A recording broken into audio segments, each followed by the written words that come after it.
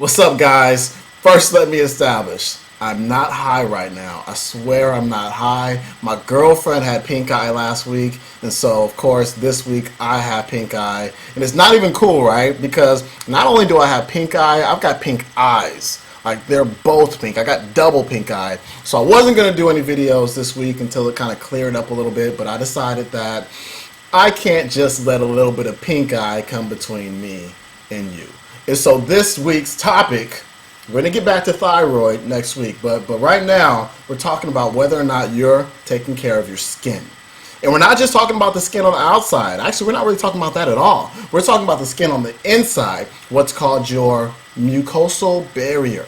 Your mucosal barrier. It's so important because what does this skin do? It protects you.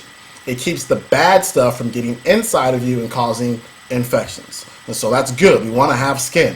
But if you really think about it, your body is like a tube. You know, your nasal passages, tubes. Ears, tubes. Your esophagus, which carries food down to your stomach, it's a tube. Your trachea, your windpipe, that's a tube. Your digestive tract, tube. Your urinary tract, tube. You are just a big long tube. And so what is to keep, stuff that might be in these tubes from getting outside of them and getting into your body, getting into your general circulation, getting into your tissues? Well, it's called your second set of skin. It's your mucosal barrier. And so the analogy that I like to give is a screen door. Now, if you have a screen door at your house or you have screens, on your windows and whatnot, what do?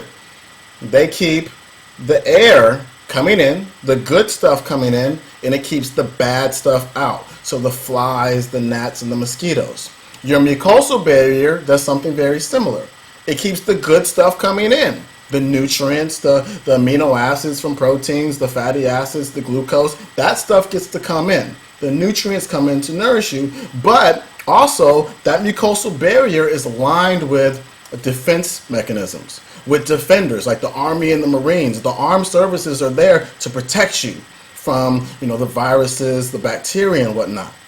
And so what happens if you were to poke holes in your screen door? The air still comes through, but also the flies, the gnats, and the mosquitoes come through. So what do? You go and grab, some rolled up newspaper, and you start whacking away at them. Flies, get out, not supposed to be here. Or you can go and buy yourself a new screen door, or you can fix that screen door. But think about it this way.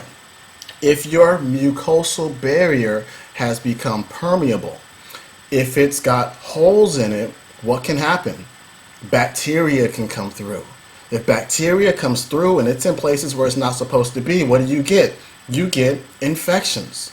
So you might have frequent infections in different parts of your body. You might have sinus infections or ear infections or eye infections. Or you might have, urinary tract infections all the time because you have a compromise of that mucosal barrier. There's too many holes in it. And also think of it this way. How can what role does food play in this? Well, you can create food sensitivities because, as I said, the nutrients are supposed to come through, but a piece of steak isn't. A piece of apple isn't, strawberries, grapes, whey protein. It's not supposed to be on the other side of that. It's supposed to go out. And so what happens when a little piece of steak makes it across that mucosal barrier? The immune system does the same thing you would do. It rolls up that piece of paper and starts whacking away, and that's called an immune response. Your body creates antibodies to the different foods that you eat. I've got clients who are sensitive to half of the foods up to all of the foods that they eat. So they have to drop those foods out and start eating new ones while at the same time repairing the screen door. And so this is what's going on. This is why people have these frequent infections. This is why people have brain fog. This is why they've got inflammation in the gut area. That's why they have the pooch belly. That's why they feel fatigued and run down. This is why they get IBS, fibromyalgia possibly, ADD, headaches. Headaches are big. Migraines are big with food sensitivities. And so you guys got to check out the radio show I did the other day because we talked about this at length. And so look it up on iTunes, search Underground Wellness, or you can go to the blogtalkradio.com /Underground Wellness site and listen to it because it's extremely important. You may be eating the enemy every day. Your food may be making you sick. How do you get holes in your mucosal barrier? There are many ways, and you're probably doing them right now. Poor diet. Poor diet will poke holes in there. All right. NSAID use, non-steroidal anti-inflammatory drugs like ibuprofen and aspirin that a lot of people are on. That's going to poke holes in there. All right. Birth control pill use. That'll poke some holes. Stress. Stress is huge because when your cortisol goes up, it starts poking holes. So stress can make that happen. So if you're doing any of those or you got any of those, bring them down. Bring them under control because you don't want to give yourself infections. You don't want to give yourself food sensitivities. It's no fun, believe me.